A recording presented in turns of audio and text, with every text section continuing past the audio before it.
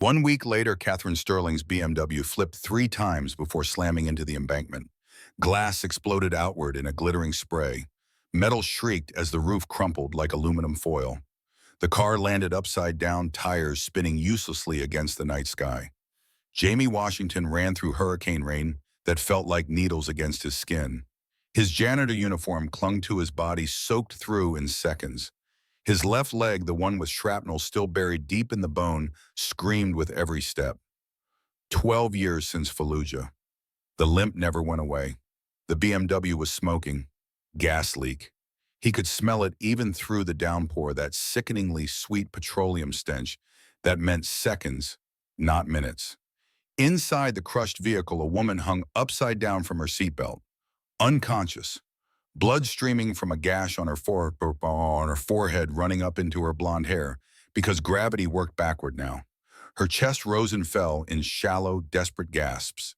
10 seconds. That's all the time physics would give him before the spark found the fuel. Jamie's hands moved on pure instinct, muscle memory from a decade of Navy corpsman training that his body would never forget even if his mind wanted to. Check pulse, assess injuries, extract. The holy trinity of battlefield medicine. He reached through the shattered driver's side window, ignoring the glass that sliced his forearm. Her pulse was weak but steady under his fingertips, breathing shallow, pupils uneven when he forced her eyelids open with his thumb. Possible concussion. Neck brace would be ideal. No time for ideal. The seatbelt was jammed. Jamie yanked hard enough to feel something tearing at his shoulder. Nothing. The mechanism had twisted in the crash metal, warped beyond function. 5 seconds. Flames licked at the hood, small but growing fast. Orange light reflected in the rainwater, pooling on the asphalt. He pulled out his pocket knife, military issue, carried it for 12 years, the handle worn smooth from his grip. The blade sliced through the seatbelt fabric in one clean stroke. The woman dropped into his arms. Dead weight, maybe 130 pounds, light by combat standards, but Jamie wasn't 25 anymore. He was 38 with a bad leg and 2 jobs that left him running on 4 hours of sleep most nights. He threw her over his shoulder in a fireman's carry and ran. 10 steps, 20, his leg threatened to give out. 30 steps. The old wound felt like someone was driving a railroad spike through his knee with every footfall. Boom! The explosion lifted them both off the ground. Jamie twisted midair instinct again. Protect the principal. That's what they drilled into him in field training and took the impact on his back when they hit the mud. His hand cradled her head, absorbing the shock that would have cracked her skull against the ground. They landed hard. Jamie's ears rang. His back felt broken. His leg was definitely re-injured. The pain was a white-hot supernova that threatened to drag him under. Didn't matter. Nothing mattered except the fact that the woman was breathing. He rolled off her, carefully checked her pulse again. Still there, still fighting. Behind them, the BMW was a fireball. Black smoke poured into the storm. Whatever had been inside that car, document, phone, laptop, her entire life. Probably it was ash now. The woman's eyes fluttered open. Rain hit her face. She blinked, confused, struggling to focus. Jamie held up 3 fingers in front of her face. Standard concussion protocol. Ma'am, can you hear me? How many fingers am I holding up? Her lips moved. No sound at first, then barely audible over the storm. 3. Good. What's your name? Catherine. Kate. Her voice cracked on the words. What? What happened? Your car crashed, exploded. You're alive because God's got plans for you that aren't finished yet. She tried to sit up. He stopped her gently but firmly, one hand on her shoulder. Easy. Possible concussion. Don't move too fast. I need to check you for spinal injuries. Are you a doctor? No, ma'am. His voice was gentle, respectful.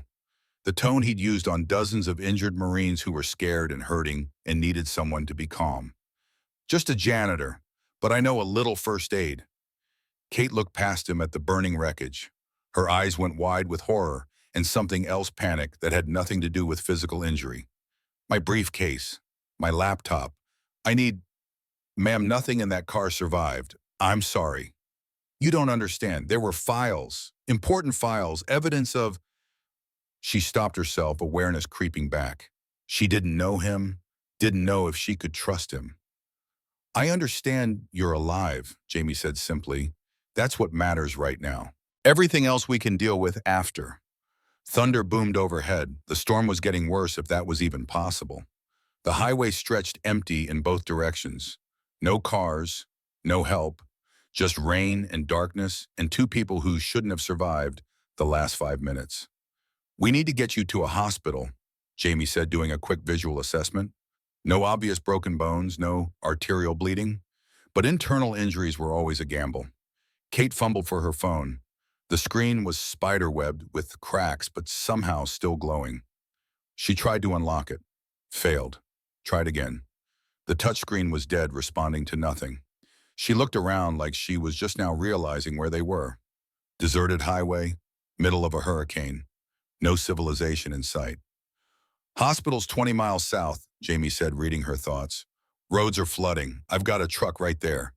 He pointed to his Ford F-150, ancient and rusted but still running. I live 10 minutes from here. Let me take you somewhere safe and dry. We can call 911 from there, get you proper medical attention. Kate's instincts screamed danger. Strange man, isolated area. She was helpless, injured, vulnerable. Everything her father had taught her said this was how women ended up on the news as cautionary tales. But his eyes, something in his eyes stopped the refusal before it left her lips. Honest eyes, tired eyes that had seen too much but still close to see the good. Okay, she heard herself say. Jamie helped her stand. She swayed dizzy and he caught her before she fell. His hands were steady, calloused, working man's hands. They made it to his truck. He opened the passenger door, helped her climb in with the same care he'd used with something precious and breakable. Then he jogged around to the driver's side, limping badly now, the adrenaline wearing off enough that his body was sending urgent distress signals. The truck's interior smelled like coffee and old leather, fast food wrappers in the cup holder. A child's drawing taped to the dashboard, stick figures holding hands under a rainbow. The radio was tuned to a gospel station, volume low. Jamie started the engine. The truck coughed once before catching. He pulled back onto the highway, windshield wipers working overtime and barely making a dent in the visibility. Kate watched him drive. His jaw was set with concentration. His hands on the wheel were steady despite everything they'd just been through. Those same hands that had cut her free, carried her to safety, shielded her from the blast. You said you're a janitor, she said, her voice sounding far away even to herself. Shock settling in properly now. Where did you learn first aid like that? Jamie's jaw tightened. He didn't look at her, just kept his eyes on the flooded road. Here and there? The deflection was obvious. He was hiding something. Kate's instincts, the ones that had built an $850 million company, told her this man was more than he appeared to be. But she was too tired to press, too hurt, too overwhelmed by the fact that she'd almost died and probably would have if this stranger hadn't been in the right place at the right time, or wrong place. She still wasn't sure which. 1 week earlier, Morrison Medical Center, Thursday night, 11:47, Jamie Washington pushed his cleaning cart down the empty third-floor hallway. Executive offices. Nobody here this late except security making their rounds and the night cleaning crew. Just him and the fluorescent lights and the chemical smell of industrial floor cleaner. 38 years old, 6'2", shoulders broad from military training he'd never quite shaken. Strong despite the permanent limp in his left leg, souvenir from Fallujah 2014. Navy corpsman. He'd saved 14 Marines that day when the IED went off. Got a Purple Heart and a medical discharge for his trouble. Now he cleaned toilets for $15.50 an hour. No bitterness, just reality. Reality was what you woke up to every morning, and bitterness was a luxury he couldn't afford when there was a little girl depending on him to keep showing up. His phone buzzed in his pocket. Text from Mrs. Patterson, his neighbor in 4B. Lily had a nightmare. She's okay now. Asked about her mama again. Jamie stopped walking, closed his eyes, let the familiar ache settle in his chest where it always lived, right next to his heart. 3 years since Sarah died. Lily had been 5. She was 8 now and barely remembered her mother's face, except in photographs. He texted back, "Thank you, Mrs. P. I'll be home by 2:30.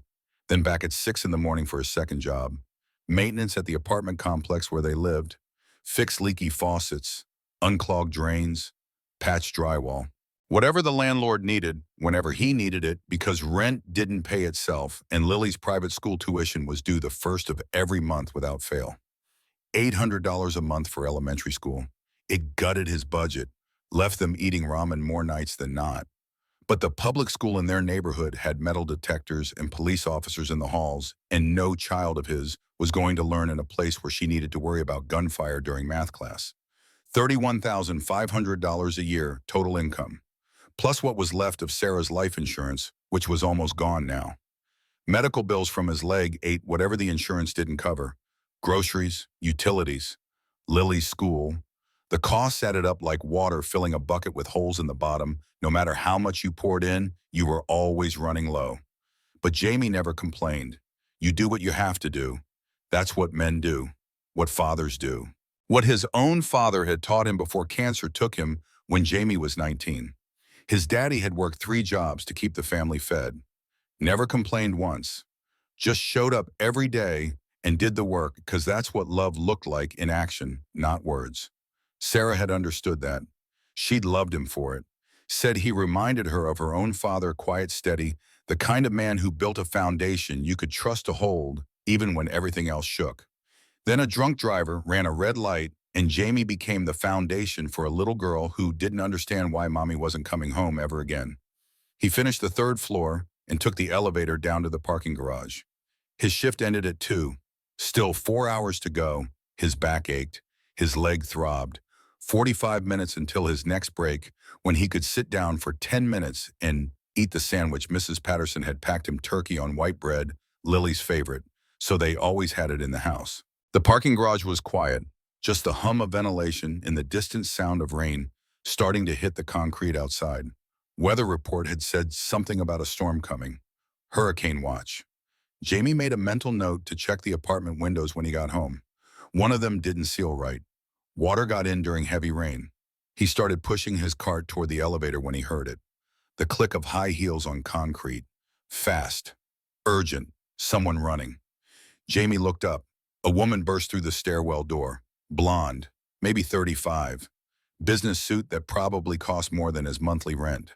She was running full sprint toward a black BMW, fumbling with keys, looking over her shoulder like something was chasing her. Nothing was chasing her. Just fear. She reached her car, dropped the keys, bent to pick them up. Her hands were shaking so badly she could barely grip them. Jamie moved closer, not threatening, just concerned. This was someone in distress, and his training, military and medical, wouldn't let him ignore it. "Ma'am, you okay?" She spun around. Her eyes were wild, terrified. She looked at him, saw his janitor uniform. His dark skin registered him as potential threat for half a second before some other calculation happened, and she just looked desperate instead. "I'm fine, thank you." She wasn't fine. Jamie had seen enough trauma victims to recognize the signs. Shallow breathing, dilated pupils, tremor in the hands. This woman was running from something, and whatever it was, she thought it was right behind her. "You shouldn't be driving if you're upset," he said gently. "Can I call someone for you?" "No, no one. I just need to go." She got the car door open finally, threw herself inside, started the engine. Jamie stepped back, giving her space. Watched her tear out of the parking garage way too fast, tires squealing on the concrete. The BMW fishtailed slightly as she took the turn toward the exit. Something was wrong, very wrong, but it wasn't his business. He'd learned that lesson the hard way in the service. You can't save everyone. You can't fix every problem. Sometimes all you can do is stand witness and hope they make it through whatever storm they're running into. Jamie went back to his cart, finished his shift, clocked out at 2:05, drove home through rain that was just starting to pick up force, the first edge of the hurricane pushing inland. His apartment building was dark except for a few windows. 3rd floor unit, C, home. He unlocked the door as quietly as possible. Didn't want to wake Lily if Mrs. Patterson had gotten her back to sleep. The apartment was small, 2 bedrooms, 1 bathroom, a kitchen that barely fit 2 people standing. But it was clean. Jamie made sure of that. Military discipline, everything in its place. Beds made every morning, dishes washed every night. Structure and order, those were things he could control even when everything else felt like chaos. Mrs. Rose Patterson sat in his living room recliner reading a paperback romance novel under the lamplight.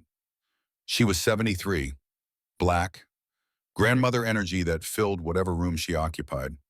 She'd been watching Lily since Sarah died, refusing payment beyond the occasional casserole or grocery bill. Said it was what neighbors did, what community meant. Jamie didn't know what he would have done without her. Probably gone under 3 years ago. "How's she doing?" he asked quietly. Mrs. Patterson looked up, marked her page, set the book down. "She's fine now, baby. Just a bad dream. Something about monsters under the bed." She smiled sadly. Asked if her mama was an angel watching over her. I said yes. Hope that was right. "That was perfect, Mrs. P. Thank you. That child needs more than just you, Jamie. I know you're doing your best, but—" "I know." He cut her off gently. Not angry, just tired. They'd had this conversation before. "But I'm what she's got." Mrs. Patterson stood gathering her book and sweater. "You're a good man. Best man I know. But even good men need help sometimes." After she left, Jamie checked on Lily. His daughter was asleep in her small bedroom, surrounded by stuffed animals and drawings she'd made in school. Her nightlight cast stars on the ceiling. She'd insisted on that nightlight after Sarah died. Said she needed the stars to help her remember that mommy was up in heaven looking down. Jamie knelt beside her Gwen, brushed a strand of hair off her forehead. She had Sarah's face, her mother's warm brown eyes and soft features. Looking at her was like looking at a ghost sometimes, but a ghost he was grateful for because at least part of Sarah lived on. "I love you, Lily Bean," he whispered, "more than anything in this world." She stirred but didn't wake, just made a small sound and pulled her favorite stuffed bunny closer. Jamie stayed there for a moment longer, then went to his own bedroom, the one that used to be his and Sarah's, that now felt too big and too empty no matter how long she'd been gone. He set his alarm for 5:30. 4 hours until he had to be up for the maintenance job. 4 hours of sleep. That was the rhythm. Sleep in shifts, work in shifts, parent in between. He laid down but didn't fall asleep right away. His leg ached, his back hurt. He was 38, going on 60 some days. But Lily had a roof over her head, food in her belly, a good school, a father who would walk through fire for her. That was enough. Had to be enough. Outside, the storm was building. Rain hammered against the windows. Thunder in the distance, getting closer. Jamie closed his eyes and tried not to dream of the things he'd lost. Friday morning, Lily Washington sat at the small kitchen table swinging her legs that didn't quite reach the floor, concentrating hard on her drawing. 8 years old. 8 years. Third grade. Smart as a whip and twice as observant. Too observant sometimes. She was drawing a family portrait, crayons spread across the table in organized chaos. The picture showed 3 figures, herself small in the middle, her daddy tall and strong on the left, and on the right a blank space where a person should be. Jamie flipped pancakes at the stove, trying to ignore the fact that half of them were burning. Cooking had never been his strong suit. Sarah had handled that department.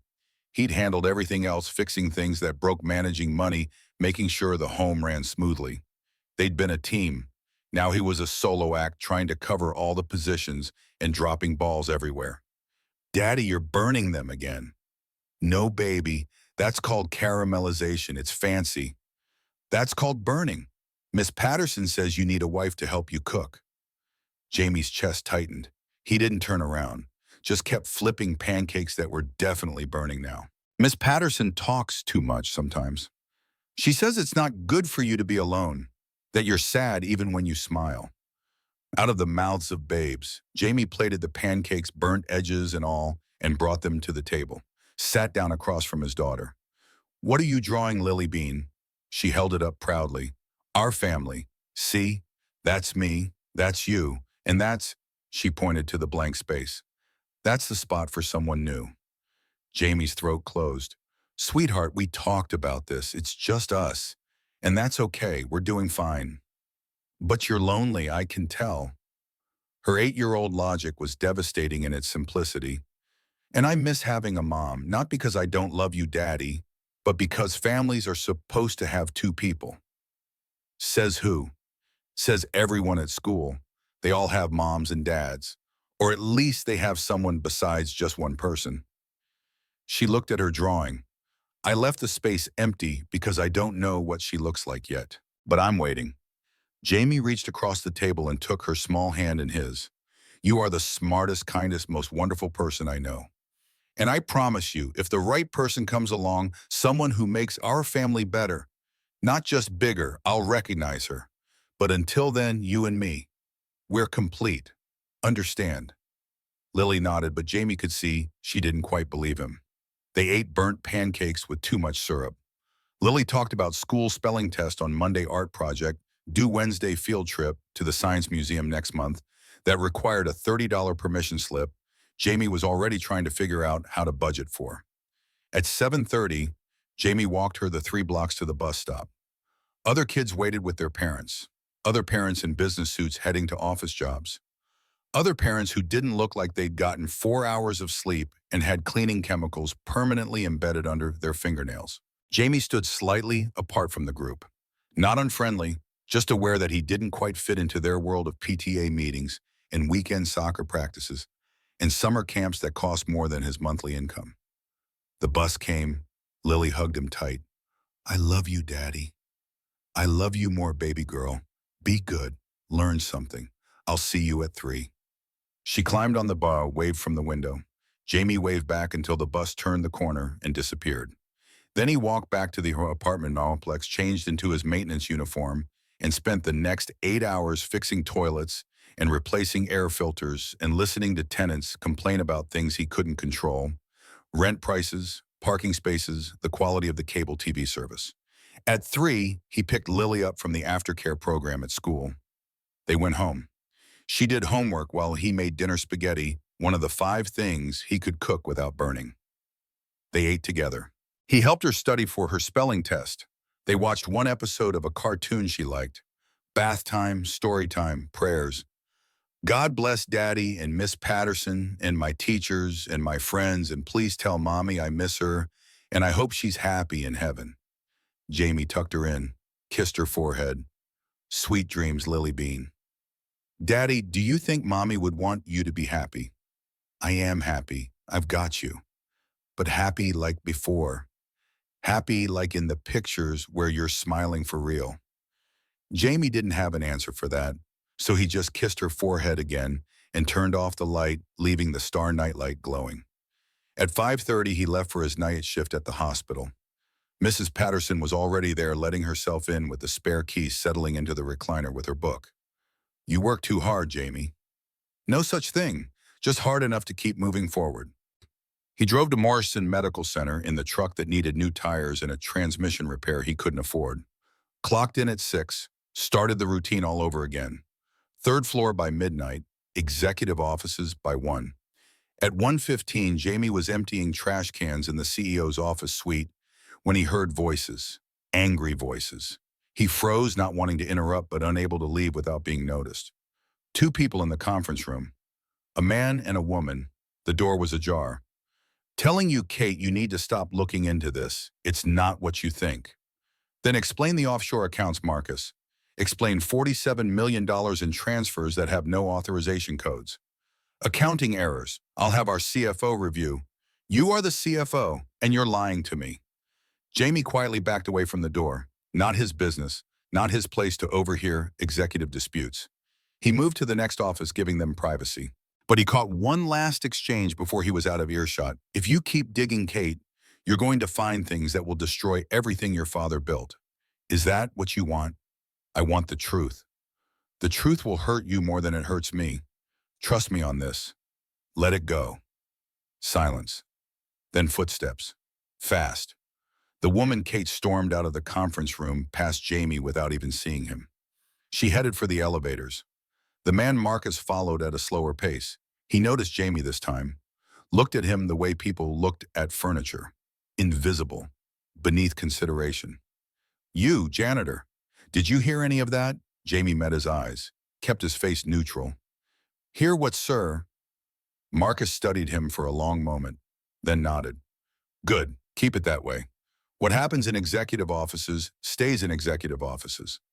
Yes, sir. Marcus walked away. Jamie waited until he was gone before letting out the breath he'd been holding.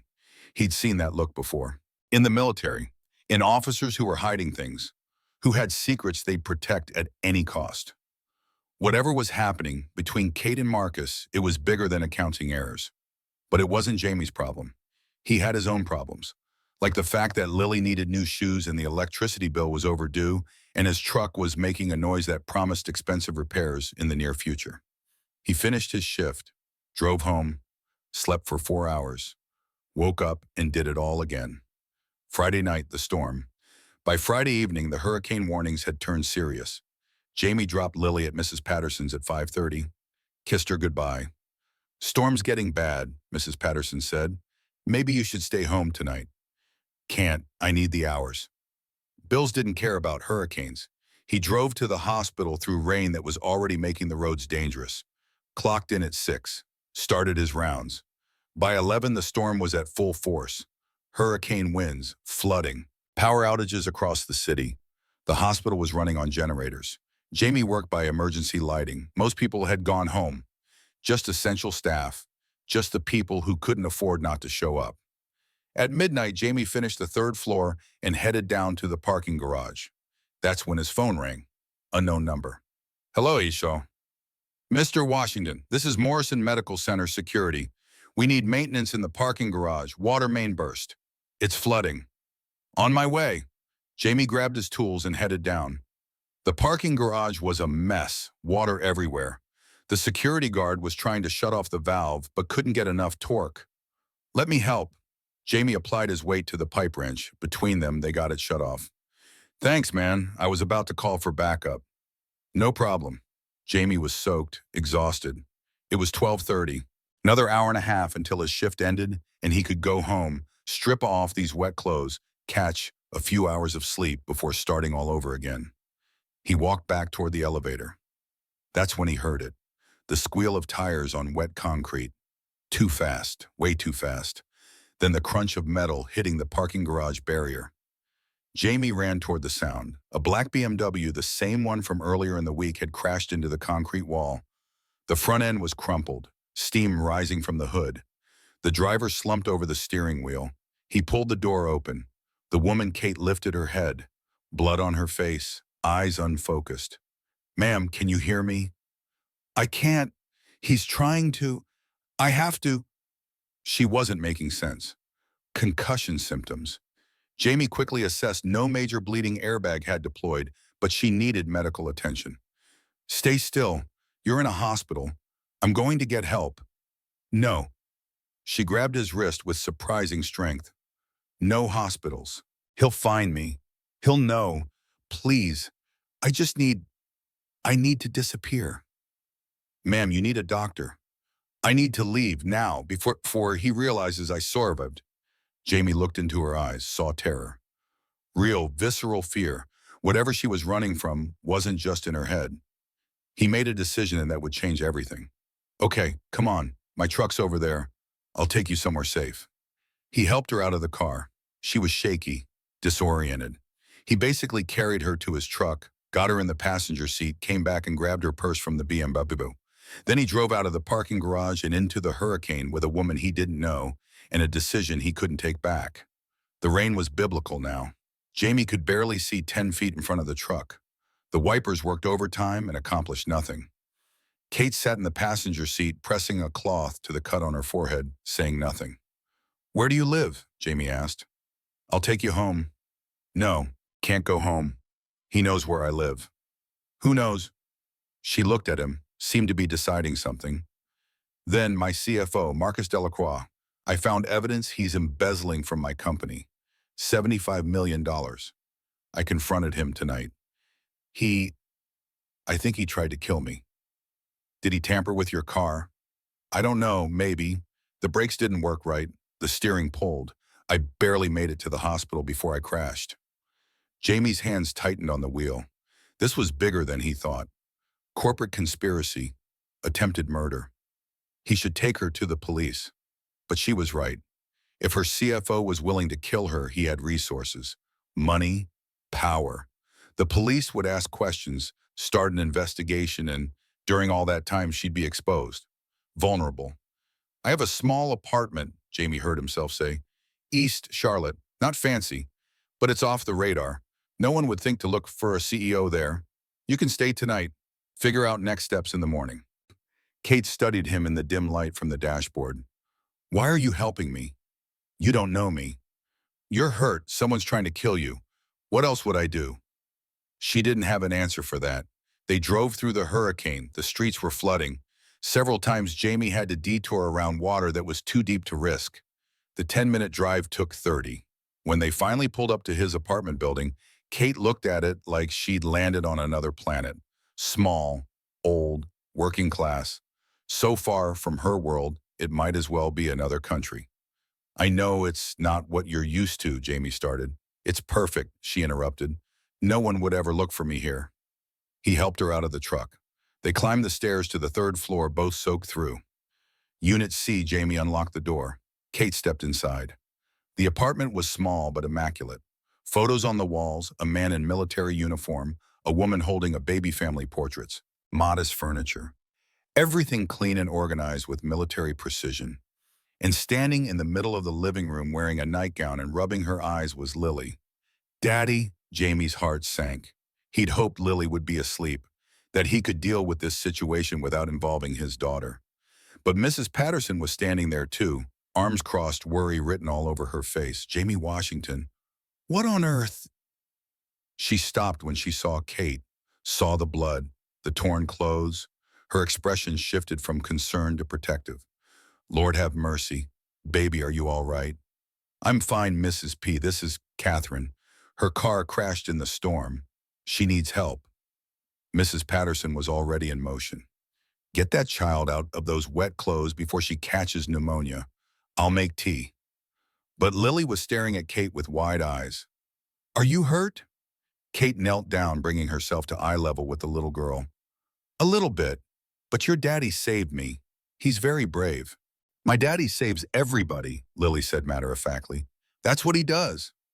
Something in Kate's expression cracked. She looked at this 8-year-old girl in a nightgown in this tiny apartment, looking at her eyes with absolute trust and certainty that he was a hero. Yeah, Kate said softly. I'm starting to see that. Mrs. Patterson handed Kate a towel and pointed toward the bathroom. There's clean clothes in there. Probably too big, but better than nothing. You go change. I'll check that cut on your head. After Kate disappeared into the bathroom, Mrs. Patterson rounded on Jamie. Who is she really? Exactly who I said. Someone who needed help. And the blood car accident. In the hospital parking garage. Yes. And you brought her here, Jamie. What if she's dangerous? What if someone comes looking? No one's looking, Mrs. P. She's the victim, not the criminal. Mrs. Patterson studied his face, then shook her head. You've got that look. The same look you had when you brought home that stray dog when you were 12. The look that says you've adopted another lost soul. She needs help. What was I supposed to do? Call an ambulance. Call the police. Call anyone except take her to your home where your daughter sleeps. Jamie didn't have a good answer for that. Mrs. Patterson was right. This was reckless, dangerous, not the kind of decision a responsible single father made. But he'd looked into Kate's eyes and seen genuine fear, and he'd made a promise to himself a long time ago that he'd never turn his back on someone in need. Not if he had the power to help. I'll keep Lily safe, he said quietly.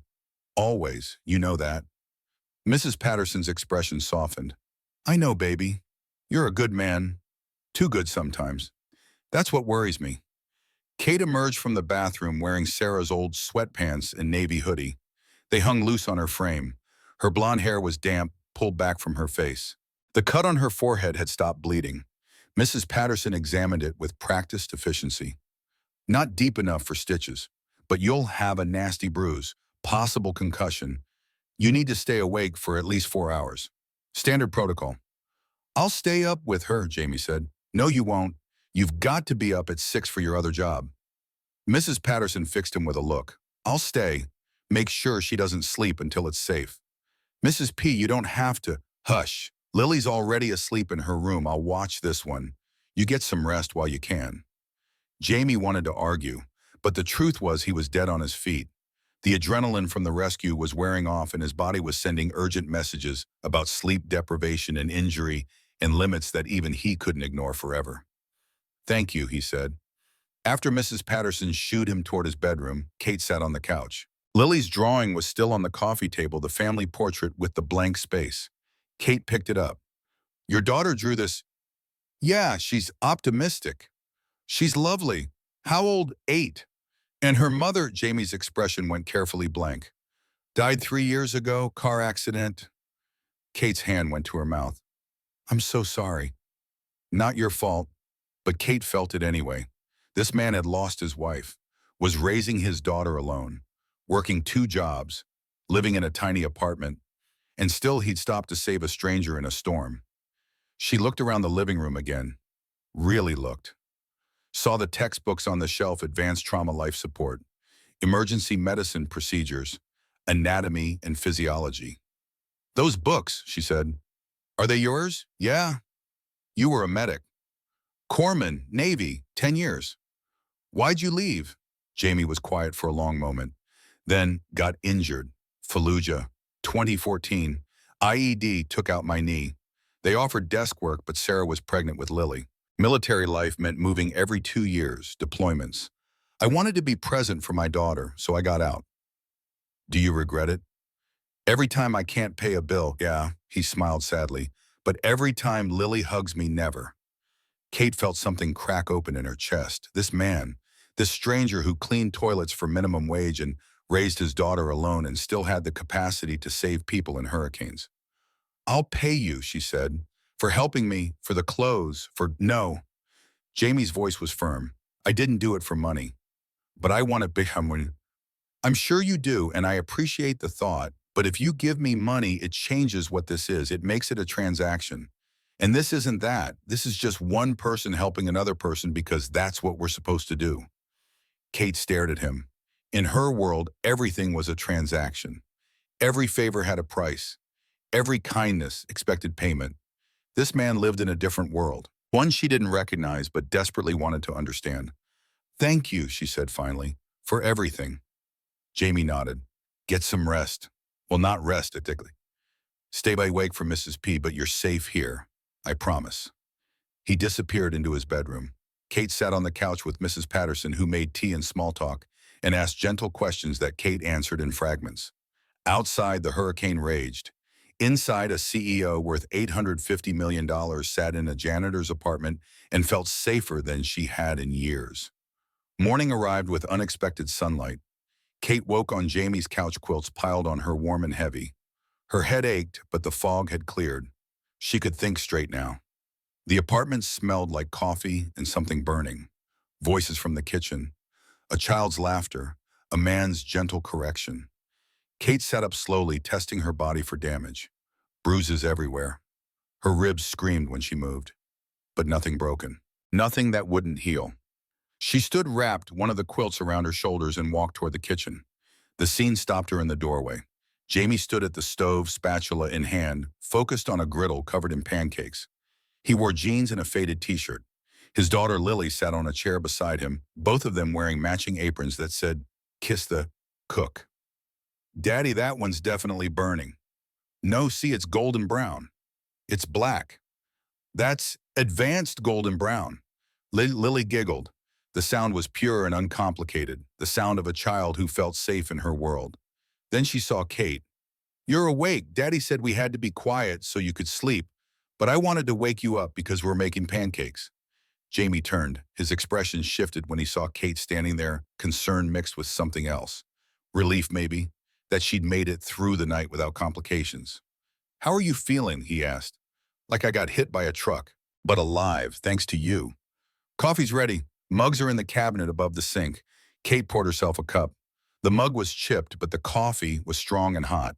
She wrapped her hands around it, letting the warmth seep into her palms. "Can you help Miss Kate?" Lily asked. "Daddy's not very good at pancakes." "I heard that." "It's true." Kate found herself smiling. When was the last time she'd smiled first thing in the morning? When was the last time she'd been in a kitchen that felt like this, lived in, loved in, real? "I've never actually made pancakes," Kate admitted. Both Jamie and Lily stared at her. "Never." Lily's eyes were huge. "Not even once." "I have a chef, or I did, but usually I just ordered breakfast." That's so sad, Lily said with the brutal honesty of 8-year-olds everywhere. Jamie handed Kate the spatula. Here, first lesson. Wait for the bubbles. When you see them pop and the edges look dry, that's when you flip. He positioned himself behind her, guiding her hand with his chest pressed against her back, his breath warm on her neck. The kitchen suddenly felt very small and very warm. Kate tried to focus on the pancakes, watched the batter bubble, slid the spatula under the first one, flipped. It landed perfectly. I did it, Lily clapped. You're better than Daddy already. Hey now, I taught her that move. They worked together assembling a stack of pancakes, some burnt, some perfect, all of them made with more care than anything Kate had eaten in years. Lily set the table with mismatched plates and forks. Jamie poured orange juice into plastic cups with cartoon characters on them. They sat together, the three of them, like a family. Lily talked nonstop, school gossip, her best friend Emma who could do a cartwheel, the spelling test she'd aced, the field trip on Friday that she was so excited about she could barely sit still. Kate found herself relaxing, laughing, participating in this small domestic moment that felt more real than any boardroom meeting or investor dinner she'd attended in the past decade. Then Lily asked the question that shattered the illusion. Are you my daddy's girlfriend? Kate choked on her orange juice. Jamie's hand froze halfway to his mouth. Lily Bean, Miss Kate is just a friend, someone who needed help. But she's pretty and you're smiling. You don't smile at ladies usually. That's because I don't usually have ladies in the apartment who aren't Mrs. Patterson. Exactly. So maybe, Lily, Jamie's voice was gentle but firm. Miss Kate has her own life, her own home. She's just staying here until it's safe for her to go back. That's all. Lily looked between them. Her 8-year-old brain was clearly doing calculations that made Kate uncomfortable because they weren't entirely wrong. There was something between her and Jamie. Chemistry, recognition. Two people who saw each other in a way that felt significant. But it was too soon, too complicated, too impossible. Kate was a CEO. Jamie was a janitor. Their worlds didn't overlap except in crisis. Once this crisis passed, she'd go back to her life and he'd go back to his. And this strange interlude would become a story they told separately. Wouldn't it? After breakfast, Jamie cleared the dishes. Kate tried to help, but he waved her off. You're recovering. Rest. I've rested enough. Let me do something. So they washed dishes together. Kate washing, Jamie drying. Lily had disappeared into her room to play, leaving them alone in the kitchen with soap bubbles and comfortable silence. I need to figure out what to do, Kate said finally. About Marcus, about the company. I can't hide here forever. What do you want to do? Go to the police. Show them the evidence, except the evidence was in my laptop and my briefcase, both burned in the car. You didn't back it up. I did. Cloud storage. But accessing it requires my phone, and my phone is dead. Jamie thought for a moment. We can get you a new phone, burner. Pay cash. No one can trace it. You've thought about this a lot. Military training, operational security, it becomes habit. Kate studied him, this man who was so much more than what the world saw. What did you do in the Navy, really? Jamie's hand stilled in the dish towel. I was a corpsman, field medic, attached to a Marine unit. We went places, saw things, did things that don't make sense outside the context of war. Did you lose people? Yeah, too many. And I saved some too. You do the math on which number matters more, and you come up empty every time because loss always weighs heavier. Kate wanted to touch him, comfort him, but the distance between them, physical and metaphorical, felt too vast to cross. Your wife, she said carefully. What was she like? Jamie's expression softened. Sarah was light. That's the best way to describe her. She made everything brighter just by being in the room. She laughed at my terrible jokes. She believed in me when I didn't believe in myself. She was the best mother Lily could have asked for. How did you meet? Hospital in San Diego. I was stationed there. She was a nurse. I came in with a training injury, dislocated shoulder. She reset it. We started talking. Never stopped. Do you still love her? The question came out before Kate could stop it. Too personal, too intimate, but Jamie didn't seem offended. I'll always love her. She gave me Lily. She gave me 10 years of happiness. But she's gone, and I'm still here. Still have to live. Still have to be present for our daughter. So I carry the love, but I can't let it turn into a cage that keeps me from moving forward. Have you moved forward? Jamie looked at her, really looked. I'm starting to think maybe I have, or at least maybe I'm ready to try. The moment stretched between them, heavy with possibility, with the beginning of something neither of them was ready to name. Then Lily called from the other room, "Daddy, can Miss Kate see my drawings?" The spell broke, Jamie smiled. Duty calls. Lily's room was an explosion of color and creativity. Drawings covered every surface, stick figures holding hands, houses with smoke coming from chimneys, rainbows and star and hearts. And in the center of her desk, the family portrait Kate had seen last night. 3 figures, the blank space where a person should be. "This one's my favorite," Lily said, picking it up. "I drew it for you, Daddy. See? That's me, that's you, and that's the space for someone new." Jamie's throat worked. "Lily Bean, I know you said we're fine, just us, but wouldn't it be nice to have someone else? Someone who could help with pancakes and read bedtime stories and be there when you're at work." Kate felt her chest tighten. This little girl, this beautiful, hopeful, wise little girl who just wanted her family to be whole again. "How will you know who fits?" Kate asked gently. Lily looked at her drawing, then at Kate, then at her father. "I think you just know, like when you meet someone and they make everything feel right. Like they were missing and now they're here." Out of the mouths of babes, Jamie's phone rang, shattering the moment. He checked the caller ID. His expression shifted to something professional, distant. "I have to take this. It's my supervisor at the hospital." He stepped out into the hallway. Kate heard his voice muffled through the door, calm, respectful, the voice of someone who knew his place in the hierarchy. When he came back, his face was troubled. "They need me to come in. Emergency repairs, water damage from the storm. They're calling in everyone available." "How long?" 4, maybe 5 hours. "I'm sorry, I don't want to leave you alone, but go, I'll be fine. Lily and I can keep each other company." Jamie looked uncertain. "Mrs. Patterson can come over." "We don't need a babysitter. We're 2 capable females, we'll manage." Lily bounced on her toes. "Can we make cookies, Miss Kate? I know how." Jamie looked between them, then nodded slowly. "Okay, but keep the door locked. Don't answer if anyone knocks. Don't go outside. And call me if anything seems wrong, anything at all." "We'll be fine," Kate repeated. After Jamie left, Kate and Lily were alone in the small apartment. The silence felt different now, more intimate.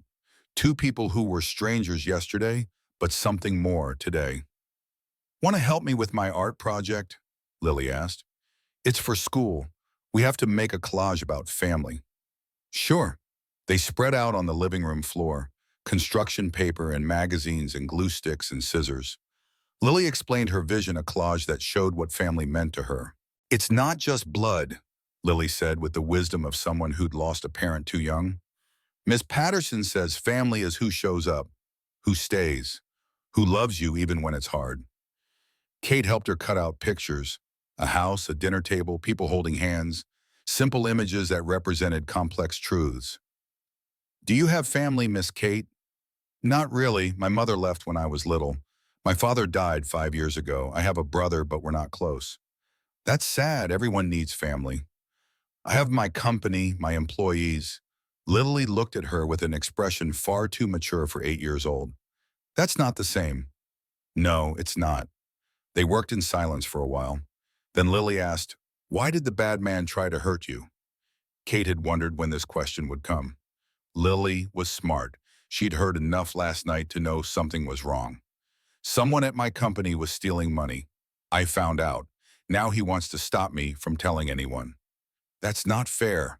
"Stealing is wrong. We learned that in kindergarten." "Adults forget sometimes. They think the rules don't apply to them if they have enough money or power." "My daddy says rules apply to everyone. That's what makes them rules." "Your daddy is a good man." "The best man," Lily said with absolute certainty. "He works so hard, 2 jobs. He's always tired, but he never says no when I need him. He makes me feel safe." "You're lucky to have him." I know. Lily glued a picture of a son to her collage. I think you're good for him. What makes you say that? He smiles different when you're around. Like he forgot how for a long time and now he's remembering. Kate's chest tightened. This little girl saw too much, understood too much. Or maybe she just understood exactly the right things.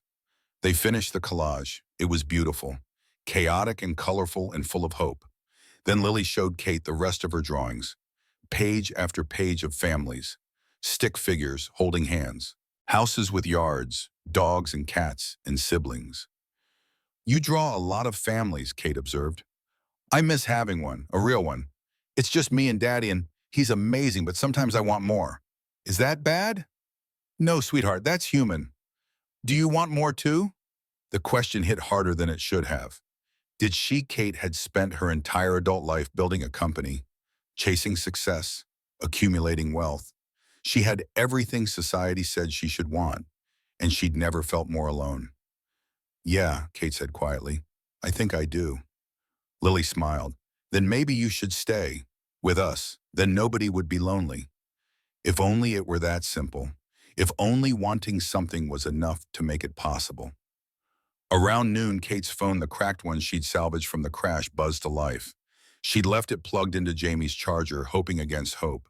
The screen flickered, barely functional but alive. 15 missed calls, all from Marcus. And a text message that made Kate's blood run cold.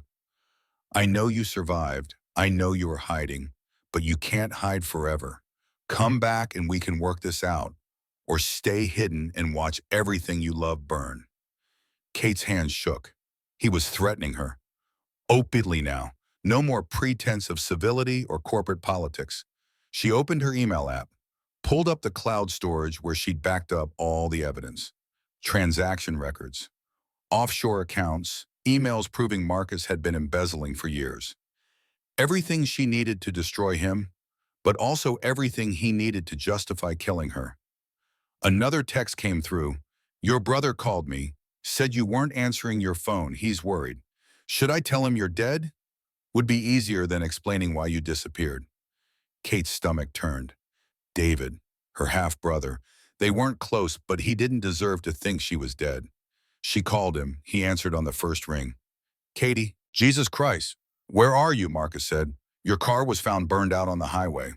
The police are calling it a possible homicide. They think, I'm alive, David. I'm fine. Well, not fine, but alive. Where are you? I can't tell you. Not yet. It's not safe. What the hell is going on? Marcus is acting strange.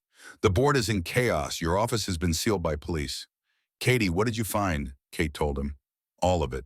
The embezzlement, the evidence, Marcus's threats, the car crash that definitely wasn't an accident. David was silent for a long time. Then, come stay with me. I'll hire security. We'll go to the FBI together. You have kids, David, a wife. I won't bring this danger to your door. So where are you, Chip? Somewhere safe, somewhere he'd never think to look. With who? Kate looked at Lily, who was coloring at the kitchen table, humming to herself. This little girl who'd welcomed a stranger into her home with open arms. With good people, Kate said. The best people I've ever met. After she hung up, Kate felt the walls closing in. She couldn't stay here indefinitely. It wasn't fair to Jamie, wasn't safe for Lily. Marcus was looking for her. Eventually he'd expand his search. Eventually he'd find her. She needed a plan, a real one. Not just hiding, but fighting back. Kate opened her laptop files on her phone, downloaded everything to a flash drive she found in Jamie's desk. Then she called her lawyer, Stephen Harper. Trusted, competent. One of the few people in her world she knew wasn't connected to Marcus. Stephen, it's Kate. Kate, my God, everyone thinks you're dead. Your car is exactly what it looks like. Someone tried to kill me. I survived. Now I need your help. She explained the situation, emailed him the evidence files, gave him instructions for what to do next. File emergency injunctions, freeze Marcus's accounts, notify the SEC and FBI, and Stephen, do it fast. Before he realizes I'm still alive and coming for him. Kate, you need police protection. I have protection. Just do your job. I'll do mine.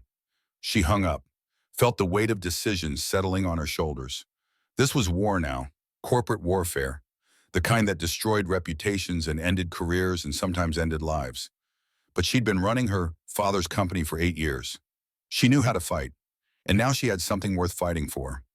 Not just the company, not just her father's legacy, but the possibility of a different life. One with burnt pancakes and family drawings and a man who made her feel seen. When Jamie came home at 3, he looked exhausted, covered in dirt and sweat, his limp more pronounced than usual. Kate had made sandwiches, nothing fancy, just what she could find in his nearly empty refrigerator. He ate standing at the counter, too tired to sit. "How bad was it?" Kate asked. "Water damage in 3 floors. Took us 5 hours to clean up and do temporary repairs. Still have more work tomorrow. You should rest." "Can't. I pick up Lily from aftercare in 10 minutes, then homework, then dinner, then my night shift starts at 6. Kate stared at him. "You're going to work tonight after 5 hours of emergency repairs. Bills don't pay themselves." "Jamie, you're going to collapse." "I'm fine. I've done worse. 48-hour combat ops. This is nothing." But it wasn't nothing. Kate could see the exhaustion in every line of his body, the way he favored his bad leg, the way his shoulders hunched with pain he wouldn't acknowledge. "I'm coming with you," she said suddenly. "What?" "To pick up Lily, then to your night shift. You shouldn't be alone if you're this tired, and I need to get out of this apartment before I lose my mind." Jamie opened his mouth to argue, then seemed to realize he didn't have the energy. "Okay, but stay in the truck. Don't let anyone see you."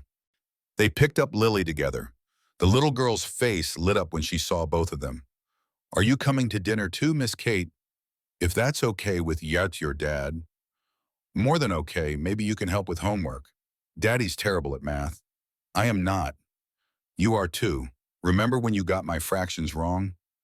Jamie looked at Kate. "She's not wrong. Math was never my strong suit."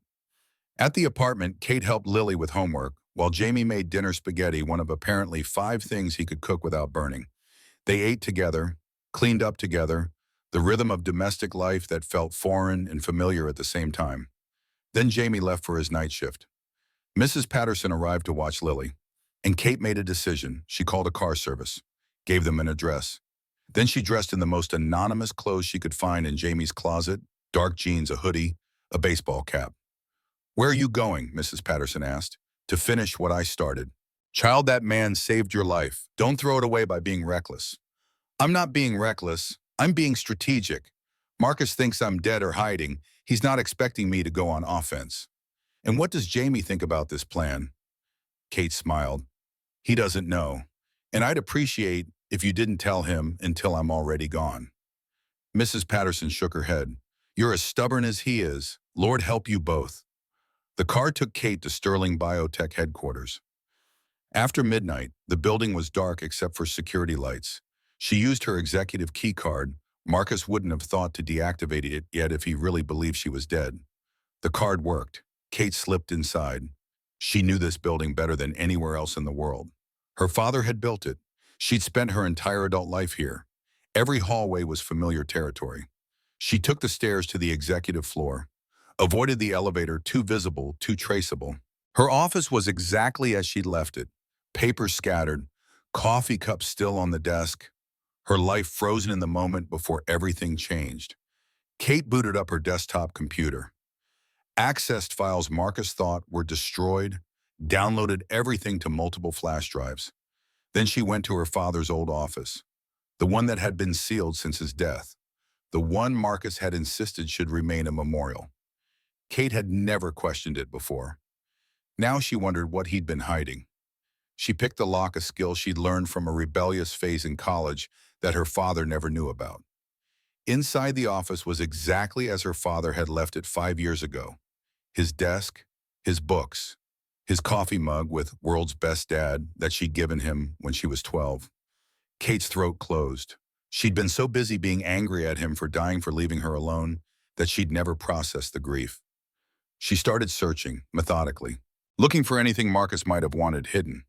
She found it in the false bottom of a desk drawer, a folder, thick, labeled "Financial Irregularities, Confidential." Inside transaction records showing Marcus had been embezzling not 47 million, but 75 million over 6 years. Offshore account statements, emails between Marcus and shell company operators proving criminal intent, and a handwritten note from her father dated 3 days before his death. Katie, if you're reading this, something happened to me. Marcus Delacroix is stealing from the company. I confronted him today. He denied everything, but I saw fear in his eyes. Real fear. The kind that makes desperate men do desperate things. I'm meeting with the board tomorrow to remove him. If I don't make it to that meeting, know this, I love you. I'm proud of you. Build something better than I did. Don't let my mistakes define your life. Dad. Kate's hands shook so badly the paper fluttered. Her father had known, had been murdered for knowing, and she'd spent 5 years thinking his death was natural. Random. Just bad luck. Marcus had killed him, poisoned him, made it look like a heart attack. And now he tried to kill her too. Rage flooded through Kate, pure and clarifying. This wasn't just about money anymore. This was about justice for her father, for herself, for every person Marcus had hurt in his climb to power. She photographed every page, uploaded everything to secure cloud storage, emailed copies to her lawyer, to the FBI, to the SEC. Then she heard it. Footsteps in the hallway. Coming closer. Kate's heart hammered. She'd been so focused on the evidence she hadn't heard the elevator, hadn't heard security, hadn't heard the office door open. Marcus Delacroix stood there backlit by the hallway lights. He wore a suit even at 1 in the morning.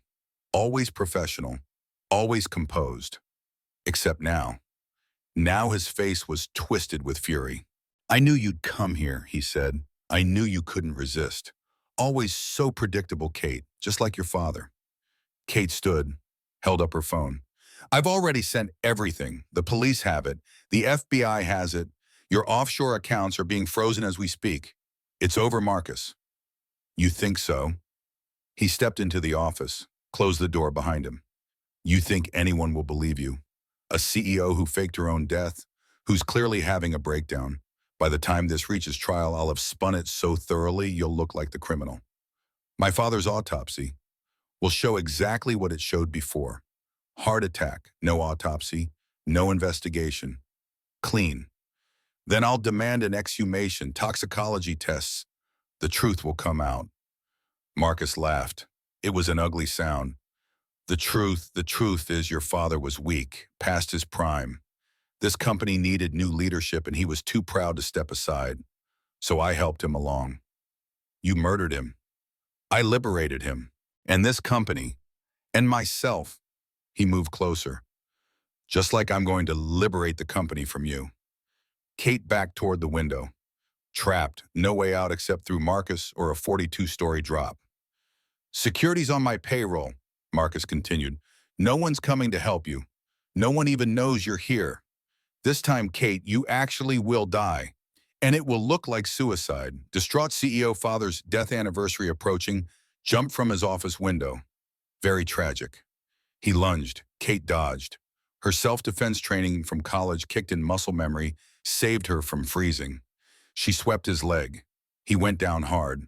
She ran for the door, got it open before his hand closed on her ankle. She fell, hit the floor. Her ribs screamed where they were already bruised from the car crash. Marcus dragged her back. You should have stayed dead the first time. Would have been easier for everyone. Kate kicked, connected with his face, heard something crack, his nose. Blood poured. She scrambled to her feet, made it into the hallway, started running for the stairs. Behind her, Marcus was shouting into his phone, calling security, calling for backup. Kate hit the stairwell, started down. 42 floors, her legs burned, her lungs screamed, but adrenaline pushed her faster than she'd ever moved. 20 floors down, she heard the door above her slam open, footsteps, multiple sets, security, 10 floors. Her phone buzzed. Jamie calling.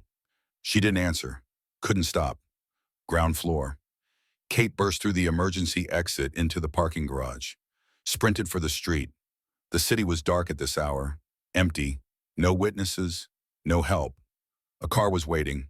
Kate recognized it. Stephen, her lawyer. He'd known she'd do something stupid and come prepared. She threw herself into the passenger seat. Drive now. Stephen didn't ask questions, just floored it. Behind them, Marcus and three security guards burst from the building. Too late. Kate looked back through the rear window, made eye contact with Marcus.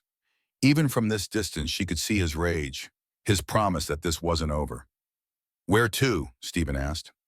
Kate gave him Jamie's address, the only safe place she knew. When they arrived, Jamie was waiting outside the building. He'd obviously gotten her missed call and put together what happened. His expression was thunder and worry and relief all mixed together. Kate got out of the car, stood in front of him, waited for the lecture. Instead, he pulled her into his arms, held her so tight she could barely breathe. Don't ever do that again, he said into her hair. Don't ever scare me like that again. I had to. I had to get the evidence. You almost got yourself killed. But I didn't. I got what I needed. Everything. Proof of everything Marcus did. Jamie pulled back, looked at her face, saw the determination there. Okay, then what's next? Now we fight back. For real, all in. He nodded. Then we fight. Together. That word again. Together. Kate was starting to understand what it meant. Not just proclamation, but partnership. Not just shared space, but shared purpose. They went upstairs. Mrs. Patterson was still there looking worried but unsurprised. Did you get what you needed, child? Yes, ma'am. Good. Then maybe now you can rest. Both of you. Lord knows you need it. But neither Kate nor Jamie could rest yet. They sat at his kitchen table, spread out everything, documents, flash drives, notes. Built a case against Marcus Delacroix that would stand up in any court. At 3 in the morning, exhaustion finally caught up with them. You should sleep, Jamie said. Real sleep. You're safe now. Are we? Marcus knows I'm alive. He'll keep coming. Let him come. I've faced worse than corporate criminals. We'll handle it. Kate looked at this man, this janitor who spoke like a warrior, who worked 2 jobs and raised a daughter alone and still had the capacity to protect a stranger. Why are you doing this? She asked. Why risk everything for me? Jamie was quiet for a long moment. Then, because 3 days ago, I watched you run through a parking garage like you were being chased by demons. And I saw something in your eyes. Terror, but also determination. You were scared, but you weren't giving up. That kind of strength is rare, worth protecting. That's not a reason. That's an observation. Maybe I don't have a good reason. Maybe I just know that sometimes you meet someone and they change the shape of your life. Crack open something you thought was sealed. Make you remember you're more than your circumstances. I've done that for you. In 3 days, yeah, you've reminded me I'm more than just Lily's dad or a janitor or a guy with a bum leg.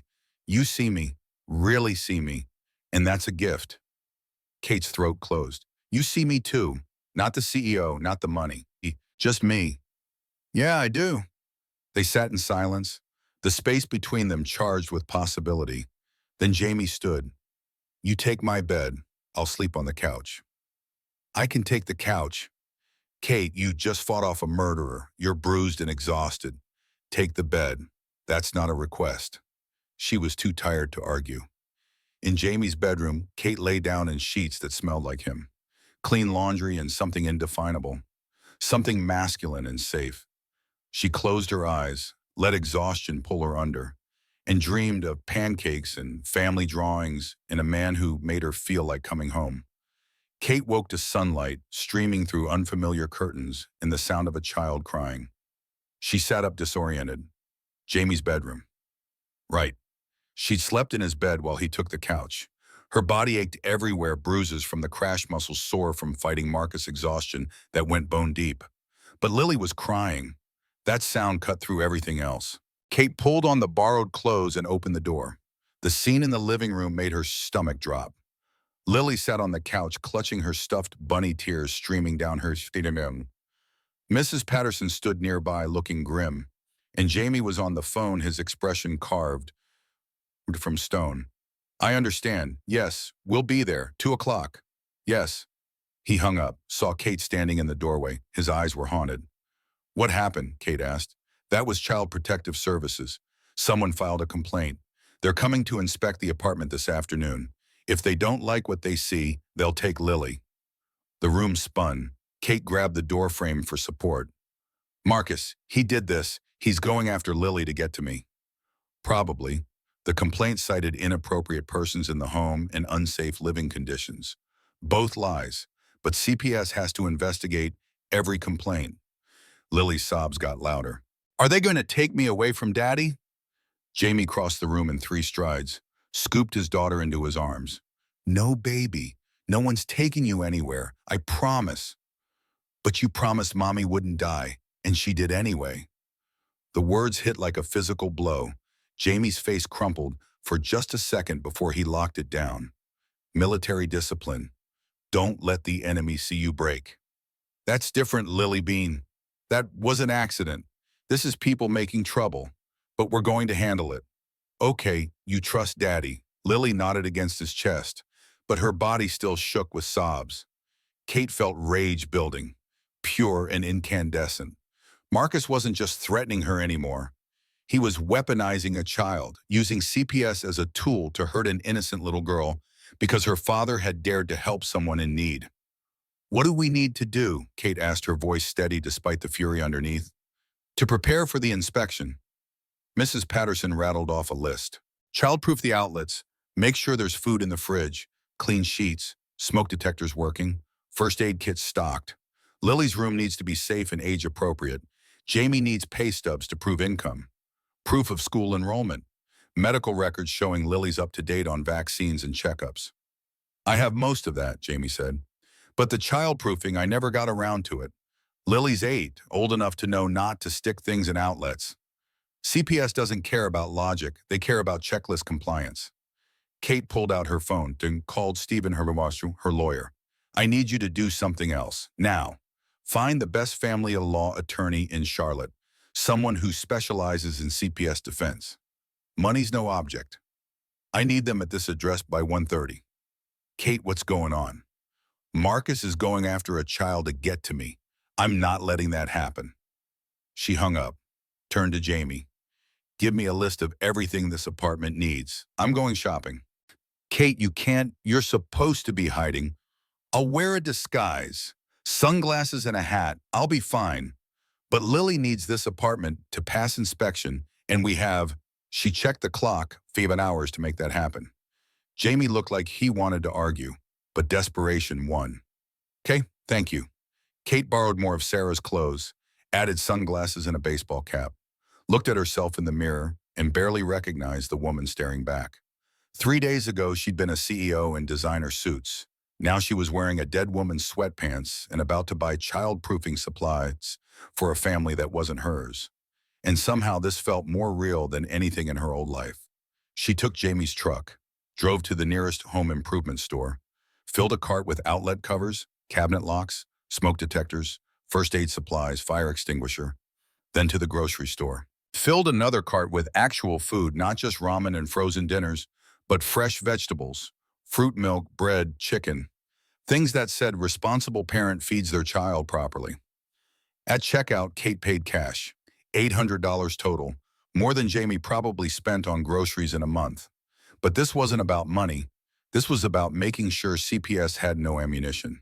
She loaded everything into the truck, started to drive back, then made one more stop. The toy store. She didn't know what she was doing. Just knew that Lily's room had looked sparse. Loved, but underfunded. A few stuffed animals and some art supplies, but nothing like what kids her age usually had. Kate bought books, art sets, educational games, a new comforter with stars that matched Lily's nightlight. Threw in a stuffed unicorn because every 8-year-old should have a unicorn. The cashier rang it up. Someone's birthday, something like that. Back at the apartment, Jamie and Mrs. Patterson had been cleaning. The place already looked better, but there was more to do. Kate started installing outlet covers. Jamie worked on smoke detectors. Mrs. Patterson organized the kitchen. They moved like a well-oiled machine. No wasted motion. Everyone focused on the mission. Lily helped where she could, putting away groceries, testing the smoke detectors, trying on the new comforter Kate had bought. Miss Kate, this is so pretty. Thank you. You're welcome, sweetheart. At 1:15, Jamie changed into clean clothes, pressed khakis and a button-down shirt. He looked uncomfortable. This wasn't who he was, all dressed up playing a part for the benefit of government officials who would judge him based on things that didn't matter. At 1:30, a woman in a professional suit arrived. Margaret Chen, the family law attorney Stephen had hired. She was 50-something, sharp-eyed, no nonsense. Mr. Washington, I've reviewed your case, or rather the lack thereof, since there shouldn't be a case. This complaint is clearly retaliatory harassment. We're going to make that very clear to CPS. Thank you for coming. Margaret's eyes landed on Kate. Recognition flickered. Catherine Sterling, I thought you were dead. Long story. Right now we need to focus on making sure Lily stays with her father. Agreed, but we should discuss your involvement. You're the inappropriate person mentioned in the complaint. Your presence here could hurt rather than help. Kate's chest tightened. Margaret was right. She was the liability. The reason Marcus had weaponized CPS in the first place. Then I'll leave. Go somewhere else until this is resolved. No, Jamie's voice was firm. You're not leaving. You're part of this now, for better or worse. Jamie, if I hurt your chances, you won't, because we're going to tell the truth. That you were in a car accident. That I helped you. That's what decent people do. If CPS has a problem with basic human kindness, that says more about them than us. Margaret looked between them. Something calculating in her expression. Actually, that could work. Frame it as temporary emergency housing for someone in crisis. Demonstrates Mr. Washington's character. Shows Lily is exposed to positive examples of helping others. So Kate stays, Jamie said. Not a question, a statement. Kate stays, but we need to establish clear boundaries. Separate sleeping arrangements. No indication of romantic involvement. Keep it professional. Too late for that, Kate thought. Whatever was happening between her and Jamie had stopped being professional the moment he carried her from a burning car. At exactly 2 o'clock, the doorbell rang. A woman in her 40s stood outside. Clipboard, stern expression. Government employee who'd seen too many bad situations and expected this to be another one. Mr. Washington, I'm Sandra Mills from Child Protective Services. Come in. Sandra entered with the air of someone conducting an inspection. Her eyes swept the apartment, cataloging everything. The new smoke detectors, the child-proofed outlets, the stocked fridge visible from the living room. Margaret stepped forward. Ms. Mills, I'm Margaret Chen, Mr. Washington's attorney. I've prepared documentation of his employment income and Lily's school records. You'll find everything in order. Sandra took the folder, flipped through it. Her expression gave nothing away. And who are you? She looked at Kate. Catherine Sterling. I was in a car accident Friday night. Mr. Washington saved my life and offered temporary shelter until I could make other arrangements. How long have you been staying here? 3 days. And what's your relationship to Mr. Washington? I'm a friend, someone who needed help. Sandra made notes. The complaint mentioned inappropriate persons in the home. Margaret jumped in. Ms. Sterling is a respected CEO recovering from a traumatic incident. There's nothing inappropriate about offering emergency housing to someone in crisis. That's called being a good Samaritan. We'll see. Sandra turned to Lily. Hi, sweetheart. Can I talk to you alone, just for a few minutes? Lily looked at her father. Jamie nodded, even though Kate could see it killed him to let his daughter go into a room alone with this stranger who had the power to destroy their family. Sandra and Lily went into Lily's bedroom, closed the door. The adults stood in the living room, waiting. Every second felt like an hour. Jamie's hands clenched at his sides. Mrs. Patterson clutched her purse. Kate wanted to touch him, offer comfort. But Margaret's warning echoed no indication of romantic involvement. So she stood apart, separate, even though everything in her screamed to close the distance. After 15 minutes that felt like 15 years, the bedroom door opened. Lily came out first. Her face was calm, not upset. That was something. Sandra followed, made more notes. Your daughter is well-adjusted, polite, shows no signs of neglect or abuse. She speaks highly of you, Mr. Washington. Jamie's shoulders dropped half an inch, relief barely contained. However, Sandra continued, and Jamie's tension snapped back. There are concerns about your work schedule. 2 jobs, night shifts. How much time do you actually spend with your daughter? Every moment I'm not working. I take her to school, Pick her up, help with homework, make dinner, bedtime routine. We spend weekends together. Just because I work doesn't mean I'm absent. Many single parents manage with one job. Many single parents don't have medical bills from combat injuries, don't have private school tuition because the public schools in this neighborhood aren't safe. I work two jobs because I have to, not because I want to. Margaret touched Jamie's arm, a warning to stay calm. Don't get defensive even when the questions are insulting. Sandra inspected the rest of the apartment. Lily's room passed, the kitchen passed, the bathroom passed. Everything was clean, safe, age-appropriate. Finally, Sandra closed her folder. I'm going to recommend continued custody with monthly check-ins for the next 6 months. However, I'm also recommending you consider reducing your work hours. Lily needs her father present, not just providing. Jamie's jaw worked. I understand. After Sandra left, the apartment erupted. Mrs. Patterson hugged Lily. Margaret congratulated Jamie. Kate stood back watching this family celebrate a victory that should never have been a battle in the first place. Then Lily pulled away from Mrs. Patterson and ran to Kate, threw her arms around Kate's waist. Thank you for the smoke detectors and the food and my new comforter. Daddy said you bought all that. Kate knelt down, eye level with this little girl who'd been through too much. You're welcome, sweetheart. I'm sorry this happened to you. It's not your fault. The bad man is trying to hurt you and Daddy got in the way. But Daddy's tough. He doesn't run from bullies. Out of the mouths of babes again. After Margaret left and Mrs. Patterson went home, it was just the three of them again. Jamie, Kate, and Lily. Lily wanted to celebrate. Can we have ice cream for dinner, please? Jamie laughed. Actual laughter, the first Kate had heard from him in days. How about dinner first, then ice cream? Deal. They made spaghetti together. Kate was getting better at the kitchen routine. She could boil water without burning it now. Progress. During dinner, Lily talked nonstop. The adrenaline from the CPS visit manifesting as hyperactivity.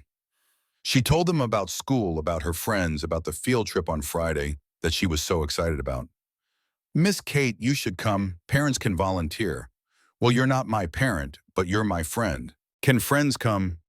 Kate's throat closed. I'd love to, Lily, but I might not be here on Friday. I have to go back to my life eventually. Lily's face fell. But I don't want you to leave. I don't want to leave either, but we all have responsibilities. Holmes, can't you do your job from here? If only it were that simple.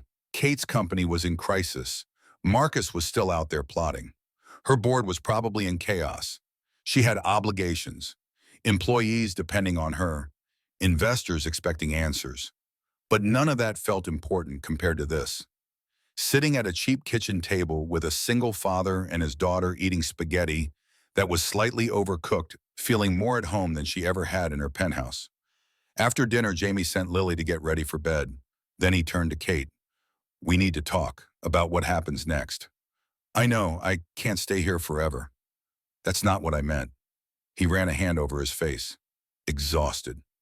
Sandra was right. I work too much. I'm barely present for Lily. But if I quit one job, we lose the apartment, lose her school. Everything I've been fighting to maintain falls apart. What if you didn't have to choose? Kate asked carefully. What do you mean? What if there was a way to give you financial stability without compromising your pride or independence? Would you consider it? Jamie's expression shuddered. If you're about to offer me money, I'm about to offer you a real one, at my company, chief of security, salary commensurate with your skills and experience, normal hours, benefits, everything you need to support Lily properly. Kate, I'm a janitor. You're a Navy corpsman with a decade of field experience. You have training in emergency medicine, tactical operations, threat assessment. You're overqualified for janitorial work. You took that job out of necessity, not because it's who you are. Jamie was silent, conflicted. Kate could see the war playing out on his face, pride versus practicality, independence versus what was best for Lily. Think about it, Kate continued. No pressure, but the offer stands. When this is over, when Marcus is dealt with, there's a place for you if you want it. Why would you do this? Kate took a breath. This was it, the moment of truth. Because you saved my life, because you took me in when you didn't have to, Because you're raising an incredible daughter alone and doing it with more grace than most people could manage. Because you see me as more than my net worth, and because she stopped. The next words were too big, too soon, too real. Because, Jamie prompted, because I think you might be the best man I've ever met, and I don't want to lose that. Lose you. When I go back to my world, I want you to come with me. Not as charity, not as obligation, but as equals, partners. The air between them crackled, charged with possibility and want and fear. Jamie stepped closer, close enough that Kate could feel the heat from his body. Partners, partners. And if I say yes, if I take this job, what does that make us? I don't know. We'd have to figure it out, navigate the complications, deal with people who will judge and gossip and assume the worst. I've faced worse than gossip. So have I. They stood there inches apart, not touching but wanting to. Then Lily called from her bedroom. Daddy, I'm ready for story time. The spell broke. Jamie smiled. Duty calls. Go, I'll clean up here. Kate washed dishes alone, listened to Jamie's voice drifting from Lily's room as he read a bedtime story. Some tale about dragons and princesses and happy endings. She wanted that, the happy ending, the family, the home that felt real instead of empty. But first she had to deal with Marcus, finish what she'd started, protect what mattered. Kate pulled out her phone, called Stephen. The evidence you sent went live an hour ago. FBI has opened an investigation. SEC froze Marcus's accounts. It's all over the news. Sterling Biotech in crisis. Your board is calling emergency meetings. Good, let them panic. They should have caught this years ago. Kate, you need to make a statement. Address the company, the investors, the public. You can't keep hiding. I'm not hiding. I'm strategizing. There's a difference. When are you coming back? Kate looked around Jamie's small apartment. The life she'd found here in just a few days. Soon, but not yet. I have something to take care of first. She hung up, made another call, this one to someone she hadn't spoken to in years. Jennifer, it's Kate Sterling. I need a favor. Jennifer Harding, Marcus's assistant for 8 years. The one person who'd seen everything but said nothing out of fear for her job, for her son's medical bills. Miss Sterling, I heard everyone thought you were dead. I'm very much alive, and I need you to do something. Something that will end Marcus's career but might cost you yours. Silence. Then my son starts chemotherapy next week. I can't afford to lose my insurance.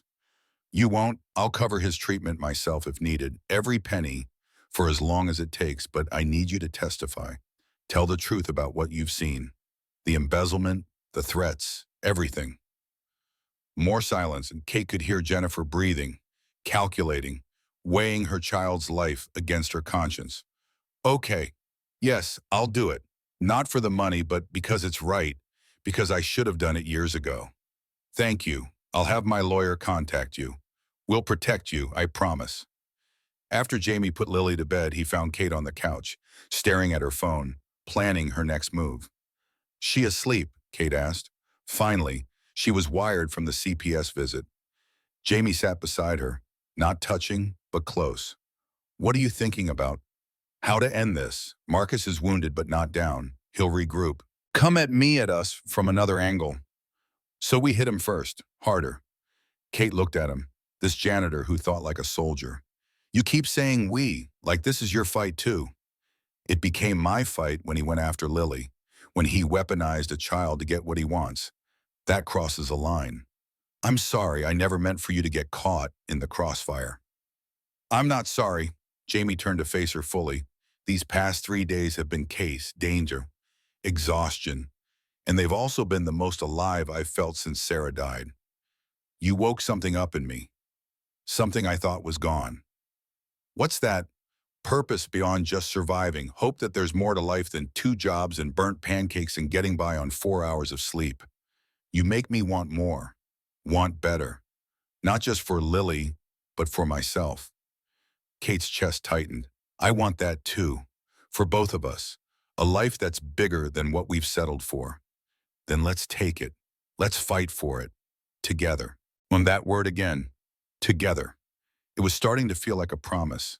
Jamie leaned in, Kate's breath caught. This was happening. Finally.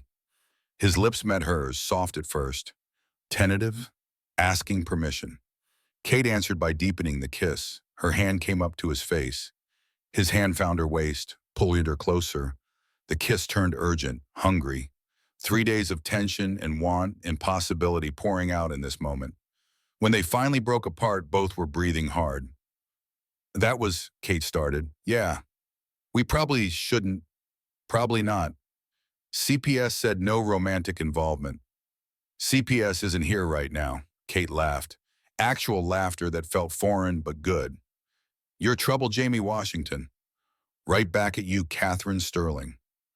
They kissed again, slower this time, savoring it. Then Kate pulled back. We should stop. Lily could wake up, and we have bigger problems to deal with first. You're right. But after, when this is over, after we figure out what this is, what we are, no more hiding, no more pretending this is just temporary. Jamie smiled. I'd like that. They sat together on the couch, Kate's head on Jamie's shoulder, his arm around her, comfortable silence, the kind that only comes when two people truly see each other. Kate's phone buzzed. Text from an unknown number. I know where you are. I know about the janitor and his daughter. Walk away now or I'd destroy them both. You have 24 hours, M. Kate's blood ran cold. She showed Jamie the message.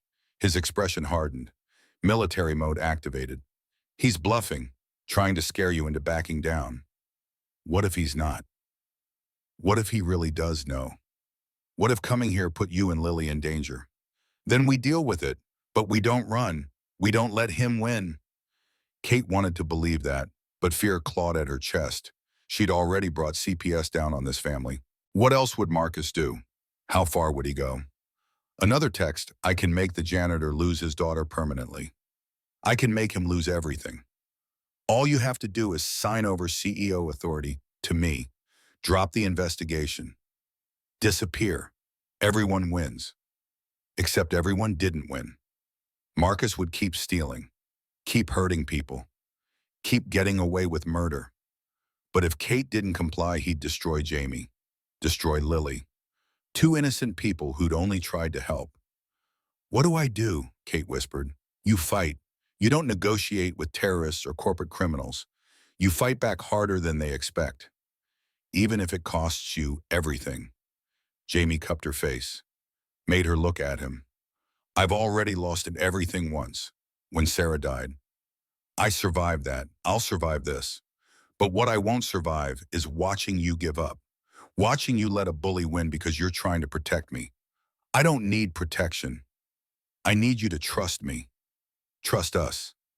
Kate searched his eyes, found certainty there, strength, the same strength that had carried her from a burning car and welcomed her into his home and held his daughter when she cried. Okay, we fight. She texted back, no deal, see you in court. Then she made a series of calls, to Stephen, to the FBI, to a private security firm. By morning, Jamie's apartment would have surveillance, protection. Nothing Marcus could do without being caught on camera. But that didn't solve the larger problem. Marcus was desperate. Desperate people did desperate things. Kate needed to end this, decisively, publicly, in a way that left no room for Marcus to maneuver. I'm calling a press conference, she announced.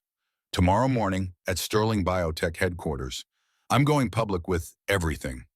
The embezzlement, my father's murder, Marcus's threats, all of it. That's dangerous. You'll be exposed. I'm already exposed. He knows where I am. Hiding isn't working, so I'm going on offense. I'm going to tell the world what he did. Let public pressure do what the legal system takes too long to accomplish. Jamie considered this, then nodded. Okay, but I'm coming with you. You're not walking into that building alone. Jamie, you have work. I'm calling in sick for both jobs. You're more important. Kate's throat closed. No one had ever said that to her before. No one had ever chosen her over their obligations. Thank you. They spent the rest of the night preparing. Kate wrote her statement. Jamie planned security logistics. Mrs. Patterson agreed to watch Lily. At dawn, they left the apartment. drove to Sterling Biotech in Kate's Range Rover that Stephen had retrieved from police impound. The building loomed against the morning sky, 42 stories of glass and steel. Kate's kingdom. Her prison. Media trucks already lined the street. News of the FBI investigation had leaked. Reporters were hungry for a statement. Investors were panicking. The board was demanding answers. Kate was about to give them all more than they bargained for. She and Jamie entered through the executive entrance. Security recognized Kate, let them pass without question. They took the elevator to the ground floor atrium where a podium had been set up. The room was packed. Media, employees, board members, and in the back, partially hidden behind a column, Marcus Delacroix. Their eyes met across the crowded room. His expression promised violence, promised that this wasn't over, that she'd regret this. Kate didn't flinch. She walked to the podium. Jamie stood beside her, visible, present, a statement of his own. The cameras flashed, questions shouted from all directions. Kate raised her hand, silence fell. My name is Catherine Sterling. I'm the CEO of Sterling Biotech. 4 days ago, someone tried to kill me. My car was run off the road. I barely survived. The same person who killed my father 5 years ago and made it look like a heart attack. Gasps. More flashes. Reporters scribbling notes. That person is Marcus Delacroix, my CFO. For 6 years, he's been embezzling from this company. $75 million. When my father discovered it, Marcus poisoned him. When I discovered it, Marcus tried to kill me too. Marcus moved from the back of the room, started toward the exit, but FBI agents blocked his path. They'd been waiting. Kate had made sure of it. Marcus Delacroix, you're under arrest for embezzlement, fraud, and murder. Marcus spun, looked at Kate with pure hatred. You'll regret this. I'll destroy you. You already tried. You failed. They cuffed him, led him away. The cameras captured every second. Kate continued her statement, detailed the evidence, named Jennifer Harding as a witness, announced she was stepping back from day-to-day operations while the investigation proceeded, but maintaining CEO authority to ensure company stability. Then she did something no one expected. She introduced Jamie.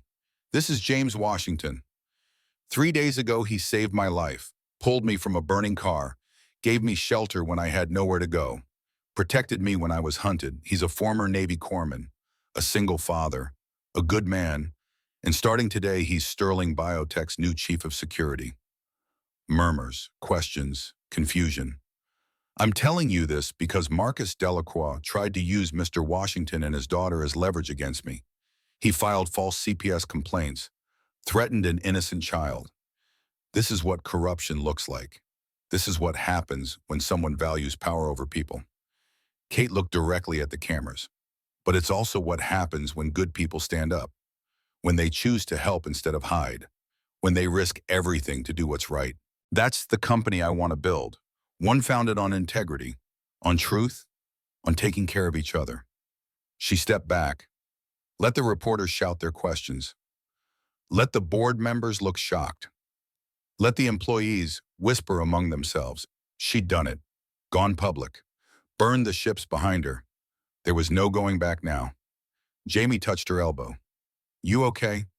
Yeah, I am. They left the building together, walked through the gauntlet of cameras, got into the Range Rover, drove away from Sterling Biotech, from Kate's old life, towards something new. Where to? Jamie asked. Kate thought about it.